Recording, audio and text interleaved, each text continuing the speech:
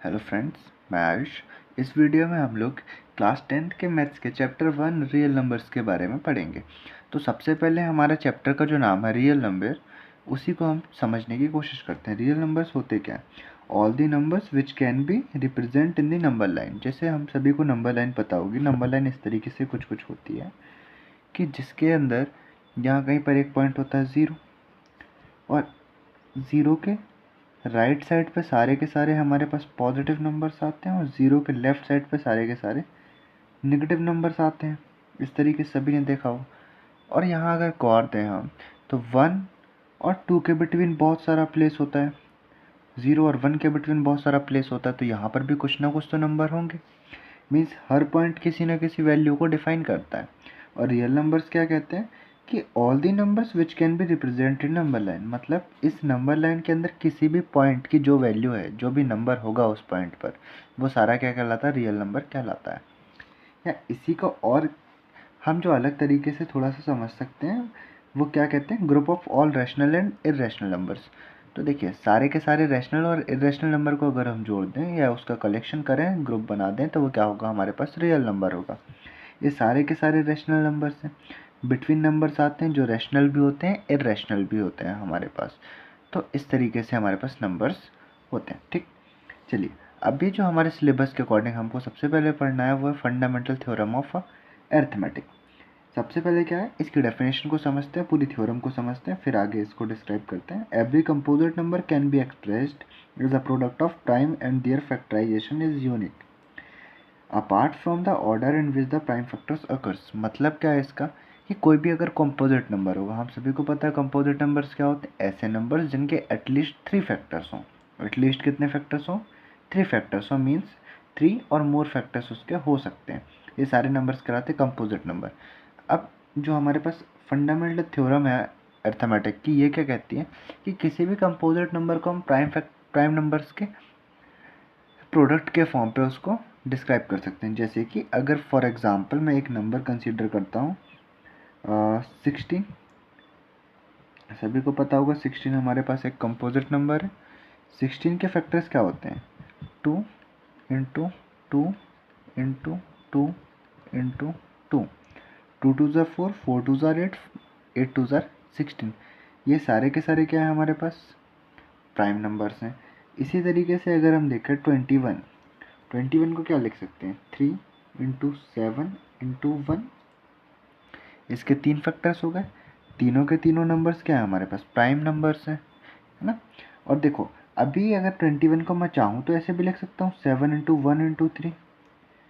मतलब जो last line है हमारे पास, apart from the order in which the prime factors occurs, मतलब किसी भी ऑर्डर पर फैक्टर्स को लिखें, फैक्टर्स एज इट इज़ वैसे के वैसे आते हैं, यूनिक होते हैं, है ना। जो हमारे यहाँ पर थ्योरम के अंदर मेंशन किया गया कि यूनिक हमारे पास इनका फैक्टराइजेशन होता है। चलिए अगला क्या है? एलसीएम। एलसीएम के बारे में लगभग सभी को पहले से पता होगा।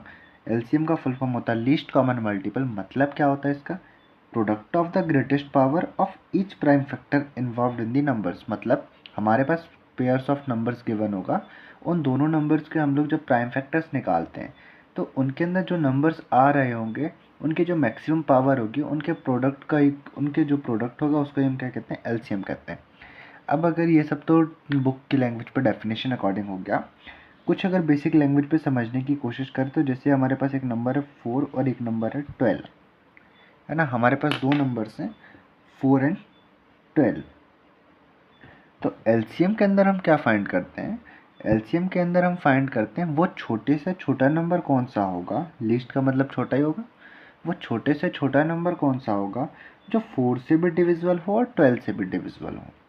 तो देखो, हम सभी को पता है कि जो 12 है वो 12 से तो डिविजिबल होगा ही होगा, 1 टाइम पर डिवाइड हो जाएगा। क्या 12 4 से डिविजिबल है? हाँ, 4 से भी डिविजिबल है, 3 टाइम्स पर डिविजिबल है। मीन्स इन दोनों नंबर्स का जो हमारे पास एलसीएम होगा वो कितना होगा? 12 होगा। एलसीएम की जो बेसिक अंडरस्टैंडिंग है वो इतनी है कि जो भी छोटे से छोटा नंबर जो दिए हुए सारे नंबर से डिवाइड हो सकता है, डिविजिबल हो, वो क्या कहलाता है? एलसीएम कहलाता है। कैसे फाइंड करते हैं वो हम लोग, इसमें जो लिखा है कि the greatest power of each prime factors, मतलब सारे के सारे नंबर्स जो भी उसके अंदर आ रहे होंगे प्राइम फैक्टर्स, उनके जो भी ग्रेटेस्ट पावर होगी उसके प्रोडक्ट को बनाएंगे तो हमको एलसीएम मिलेगा। कैसे मिलता है हम लोग आगे एग्जाम्पल पर समझेंगे, ठीक है। HCF क्या होता है? HCF का फुल फॉर्म है हाईएस्ट कॉमन फैक्टर। इसकी डेफिनेशन क्या होती है? Product of the smallest power of each common prime factor in the numbers. देखिए LCM और HCF दोनों के नाम के साथ दोनों की डेफिनेशन बिल्कुल अपोजिट सी है। लीस्ट कॉमन मल्टीपल के अंदर क्या आया? प्रोडक्ट ऑफ द ग्रेटेस्ट, मतलब यहाँ हमको लीस्ट फाइंड करना है तो हमको यूज़ किसको करना है? ग्रेटेस्ट को करना है ना। और जब हमको हाईएस्ट फाइंड करना था तब हम किसको यूज़ कर रहे हैं? स्मॉलेस्ट पावर को यूज़ कर रहे हैं, ठीक है। चलिए ये दोनों को कैसे फाइंड किया जाता है या दोनों की जो है डेफिनेशन है ये क्या कहना चाहती है, ये हम लोग एग्जाम्पल पे समझेंगे। इसके पहले हम लोग एक और समझ लेते हैं कि for any two positive integers, मतलब अगर कोई दो नंबर्स हैं ए और बी, तो ए और बी का कुछ ना कुछ एलसीएम हो सकता है और एचसीएफ हो सकता है। तो जो भी ए और बी का जो एचसीएफ होगा वो, और ए और बी का जो भी एलसीएम होगा वो, एचसीएफ और एलसीएम का जो प्रोडक्ट होगा दैट मीन्स एचसीएफ जो भी हो और एलसीएम जो भी हो, दोनों को मल्टीप्लाई करने से जो वैल्यू मिलेगी वो उन दोनों नंबर को मल्टीप्लाई करने के इक्वल हो जाएगी। मतलब H C F into L C M equal होगा दोनों नंबर्स के प्रोडक्ट के, मीन्स ए इंटू बी के। सभी को ये समझ आता है? चलिए अभी हम लोग एक्सरसाइज स्टार्ट करेंगे, एक्सरसाइज 1.1। इसमें कुछ क्वेश्चन है। सबसे पहला जो क्वेश्चन है वो क्या है हमारे पास? Express each number as a product of its prime factors. मतलब सबसे पहला सबसे आसान है वैसे ये कि हमको जो गिवन नंबर्स हैं इनके प्राइम फैक्टर्स पे इनको रिप्रेजेंट करना है। तो सबसे पहला जो नंबर गिवन है वो क्या गिवन है? 140। हम 140 का प्राइम फैक्टराइजेशन के लिए इस तरीके से लिखते हैं। अभी देखिए 140 जो है सबसे पहले किस नंबर से डिवाइड हो सकता है? 2 से डिवाइड हो सकता है। मैंने 2 से डिवाइड किया, 2 7 ज़ार 14, 2 0 ज़ार 0, मीन्स 70 टाइम्स पर डिवाइड हुआ। 70 भी हमारे पास 2 से डिवाइड हो सकता है। 2 3 ज़ार 6, रिमाइंडर बचा होगा 1 एंड 2 5 ज़ार 10, दैट मीन्स 35। अब देखिए 35 क्या 2 से तो डिवाइड हो नहीं सकता, क्या 3 से? 3 से भी नहीं होता है, हम 5 से कर देते हैं। तो 5 7 ज़ार 35। अगेन 7 ना 2 से होगा ना 3 से होगा ना 5 से होगा, तो किससे होता है? 7 के साथ। तो 7 1 ज़ार 7। इसी हिसाब से जो 140 इसके फैक्टर्स क्या क्या बने? 2 इंटू 2 इंटू 5 इंटू 7। इसी को स्टैंडर्ड फॉर्म पे हम क्या लिखते हैं? हियर 2 अकर्स 2 टाइम्स, मतलब यहाँ पर 2 हमारे पास 2 बार आया है तो इसको मैं 2 स्क्वायर लिख सकता हूँ। 5 1 टाइम आया तो 5 एंड 7 1 टाइम आया तो 7। इसी तरीके से एक क्वेश्चन और है इसी का 156। 156 भी हमारे पास किससे हो सकता है डिवाइड? 2 से। 2 से किया मैंने तो 78 टाइम्स डिवाइड हो गया। अभी देखो 78 भी 2 से डिवाइड हो सकता है क्या? हाँ हो सकता है। तो 78 को अगर 2 से डिवाइड करें तो हमको वैल्यू मिलती है 39। अब देखिए 39 2 से तो डिवाइड हो नहीं सकता, बट 39 जो होता है वो 3 से डिवाइड हो जाता है ना। 3 से डिवाइड करें तो 13 टाइम्स पर डिवाइड होता है। 3 1 ज़ार 3, 3 3 ज़ार 9 करके, है ना। तो 13 टाइम्स पर 3 से डिवाइड हो गया। अब जो 13 है वो ऐसा नंबर है, वो एक प्राइम नंबर है, वो खुद से ही डिवाइड होता है। तो 13 1 ज़ार 13, हमने 13 से ही डिवाइड किया। तब 156 के फैक्टर्स क्या बने? 2 into 2 into 3 into 13। Here 2 comes twice, so हम इसको क्या लिख सकते हैं? 2 square into 3 comes once, then we write it only 3 and 13। Okay, means 2 square into 3 into 13। इसके अलावा one more question 3825, that means 3825। तो इसका हम लोग प्राइम फैक्टर निकालने के लिए फैक्टराइजेशन करेंगे सबसे पहले। तो ये 2 से तो डिवाइड हो नहीं पा रहा, क्लियरली ऑब्जर्व कर सकते हैं हम लोग, है ना। ये 3 से डिवाइड हो सकता है। कैसे चेक किया हमने? सारे नंबर, सारी जो डिजिट हैं इसकी नंबर के अंदर, इन सभी का सम किया तो 8 3 हमारे पास कितना हुआ? 11, 11 2 हो गया 13, 13 प्लस 5 किया तो 18। अब 18 क्या 3 से डिवाइड होता है? तो ये नंबर भी कम्प्लीटली हमारे पास 3 से डिवाइड हो जाएगा। मैंने 3 से डिवाइड किया, 3 1 ज़ार 3 बचा 1, 3 6, है ना। 3 1 ज़ार 3, इसके बाद में फिर मैंने किया तो 3 2 ज़ार 6, रिमाइंडर बचा मेरा 2, 3 7 ज़ार 21, रिमाइंडर बचा 1 एंड 3 5 ज़ार 15। अगेन ये 3 से हो सकता था, मैंने 3 से कर दिया तो 425 टाइम्स पर डिवाइड हुआ। अब 3 से नहीं हो सकता तो मैंने 5 से किया तो 85 टाइम्स पर डिवाइड हुआ। आई होप सभी को डिवीज़न आता होगा, है ना। एंड 5 को मैंने 85 को मैंने जब 5 से डिवाइड किया तो 17 टाइम्स पर डिवाइड हुआ। अब 17 भी हमारे पास प्राइम नंबर है जो कि 17 से ही डिवाइड होता है, तो 17 1 ज़ार 17। इसी अकॉर्डिंग हमारे पास 3825 के जो फैक्टर्स हैं वो क्या बनकर आते हैं? 3 into 3 into 5 into 5 into 7। Means यहाँ 3 हमारे पास 2 बार आ रहा है 3, तो 3 स्क्वायर, 5 ऑल्सो कम्स ट्वाइस, सो 5 स्क्वायर इंटू 7, तो हमारे पास इसके जो फाइनल फैक्टर्स बन रहे हैं वो क्या बन रहे हैं, 3 square into 5 square into 7। I hope यहाँ तक सभी को क्लियर होगा। चलिए, अभी यहाँ पर दो नंबर्स और हमारे क्वेश्चन पर गिवन है बुक के अंदर, 5005 एंड 7429। इनको प्राइम फैक्टर्स के फॉर्म पर डिनोट आप लोग खुद से कीजिएगा, और अगर कोई प्रॉब्लम होती है तो आप लोग कमेंट कर सकते हैं। ठीक है, चलिए अभी अगला क्वेश्चन की अगर बात करें तो अगला क्वेश्चन क्या है हमारे पास, क्वेश्चन जो सेकंड है कि find the LCM and HCF of the following pairs of integers and verify that LCM into HCF equal product of the two numbers. हमको टू नंबर्स गिवन होंगे, हम उनका एलसीएम और एचसीएफ निकालेंगे और वेरीफाई करेंगे कि क्या एलसीएम और एचसीएफ का प्रोडक्ट दिए हुए हमारे पास या गिवन दोनों नंबर्स के प्रोडक्ट की इक्वल है या नहीं। तो सबसे पहले क्वेश्चन के अंदर हमको गिवन है 26 एंड 91। तो सबसे पहले मैंने लिखा 26 और 91 हमको निकालने हैं। 26 को मैंने प्राइम फैक्टर्स पे जब डिवाइड किया तो क्या हुआ, 2 इंटू 13। प्राइम फैक्टर्स निकाला हमने पिछले क्वेश्चन में सीखा है, सभी निकाल सकते हैं। 91 को किया तो 7 इंटू 13। देखिए एलसीएम के लिए बात क्या होती है कि जो भी नंबर्स आए हैं तो सबसे पहले कौन कौन से नंबर आ रहे हैं ये देख लेते हैं। एक बारी को 2 आया है, 2 लिखा हमने, 7 भी आया है, 7 भी लिखा, 13 आया है तो 13 भी लिखा। अभी देखो मैक्सिमम पावर 26 के अंदर 2 की पावर क्या है 1, 13 की पावर भी क्या है 1। इधर पर 91 में 7 की पावर 1 और 13 की पावर भी 1। मीन्स तीनों नंबर की जो मैक्सिमम पावर वो क्या है 1 1 एंड 1। तो सिंपली यही हमारे पास एलसीएम होगा। सभी को मल्टीप्लाई किया तो हमारे पास आ कितना रहा है 182। अब एचसीएफ की कंडीशन पर क्या होता है, एचसीएफ के अंदर कॉमन की बात हो जाती है, कॉमन फैक्टर की। तो सबसे पहले तो दोनों के अंदर कौन सी वैल्यू आ रही है, तो 13 ऐसा नंबर है जो दोनों के अंदर आता है, तो यही इनका क्या होगा एचसीएफ होगा। ठीक है, चलिए अब हम वेरिफिकेशन के लिए सबसे पहले एलसीएम और एचसीएफ का प्रोडक्ट निकाल लेते हैं। तो एलसीएम इंटू एचसीएफ, एलसीएम आया था 182, एचसीएफ हमारे पास 13।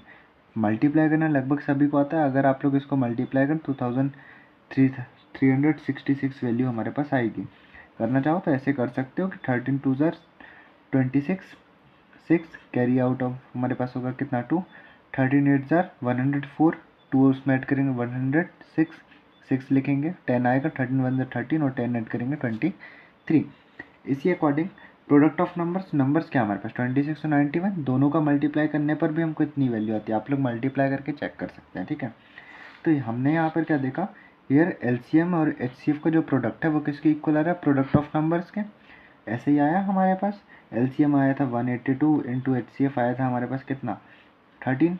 ये इक्वल आया किसके 26 इंटू 91 के इक्वल आया। तो ये वेरीफाइड है हमारे पास।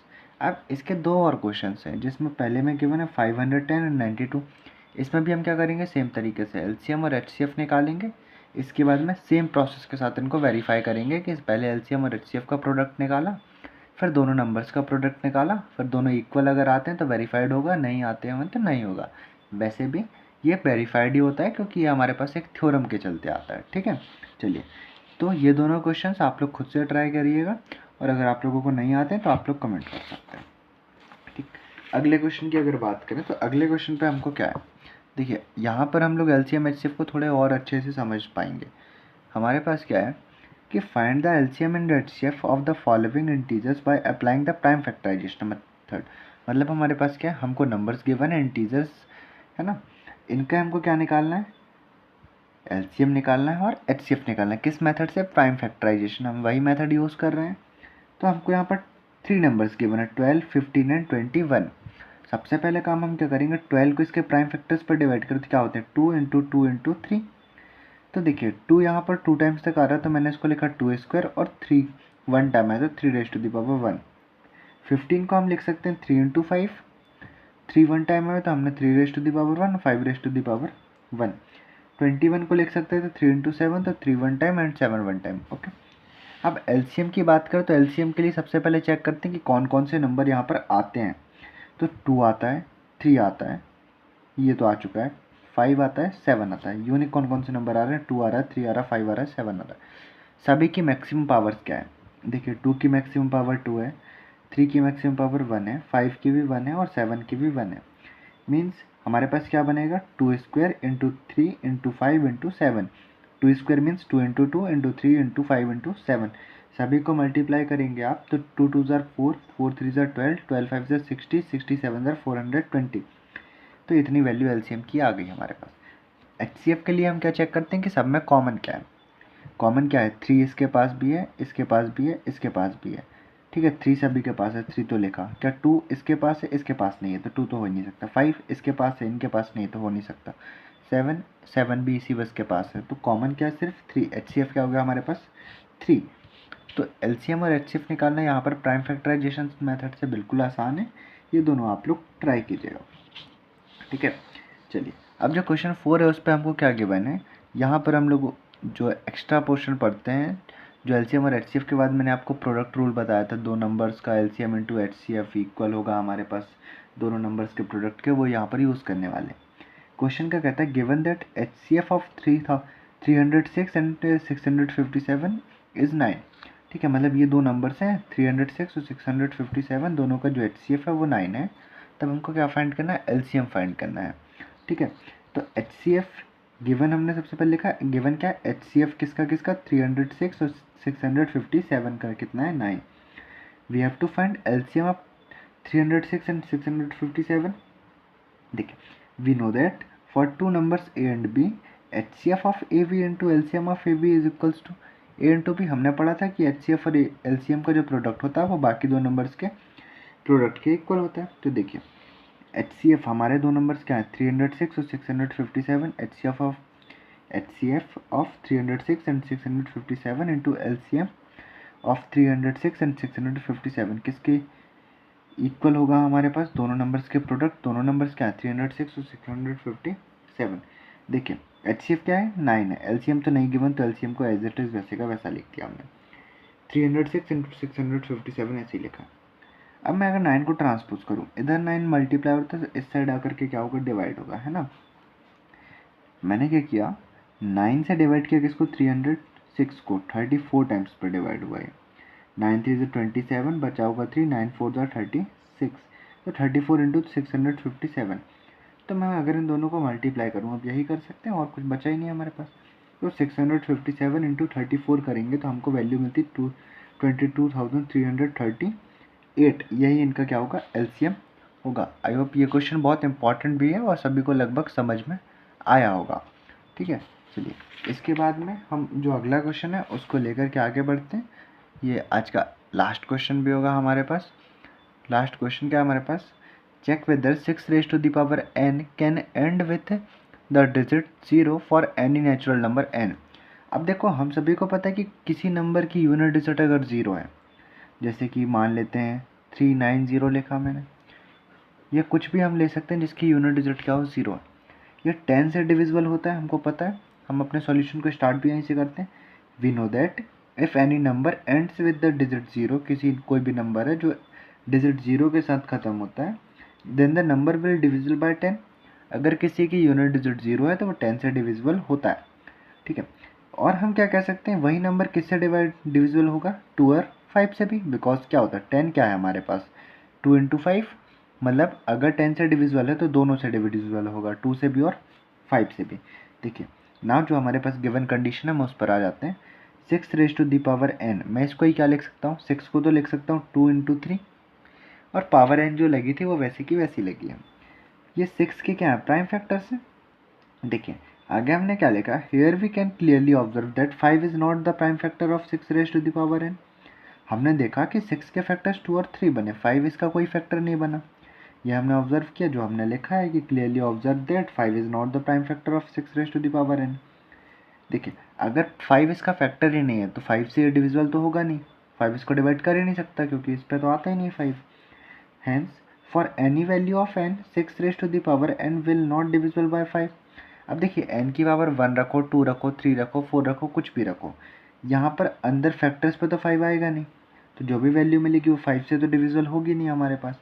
तो हमने क्या लिख दिया, for any value of n 6 raise to the power n will not be divisible by 5। Therefore देखो, अब अगर 5 से डिविजिबल नहीं है तो वो 10 से तो होगी नहीं, जब 10 से नहीं होगी तो लास्ट डिजिट क्या नहीं हो सकती, 0 नहीं हो सकती। इसलिए therefore 6 raise to the power n can not end with the digit 0 for any natural number. ठीक है, मतलब अगर n की कोई भी वैल्यू हम नेचुरल नंबर से रखते हैं तो वो डिविजिबल नहीं होगी हमारे, मतलब वो एंड नहीं हो सकती डिजिट 0 के साथ, क्योंकि वो डिविजिबल नहीं है किससे, 10 से हमारे पास। ठीक है, आई होप ये ऐसा यहाँ तक सभी को समझ आया होगा। अब 2 क्वेश्चन हमारे पास एक्सरसाइज के अंदर बचते हैं, क्वेश्चन 6 एंड क्वेश्चन 7। दोनों आप लोग खुद से ट्राई करेंगे, और अगर आप लोगों को उनमें भी कोई डाउट होता है तो आप लोग प्लीज़ उसको बता दीजिएगा, तो उनके भी एक्सप्लेनेशन वीडियो आपको इसी चैनल पर मिल जाएंगे। बाकी अभी के लिए धन्यवाद। अगली एक्सरसाइज की जो वीडियो होगी वो हम लोग अगली वीडियो पर कवर करेंगे, अगली पूरी एक्सरसाइज को। Thank you.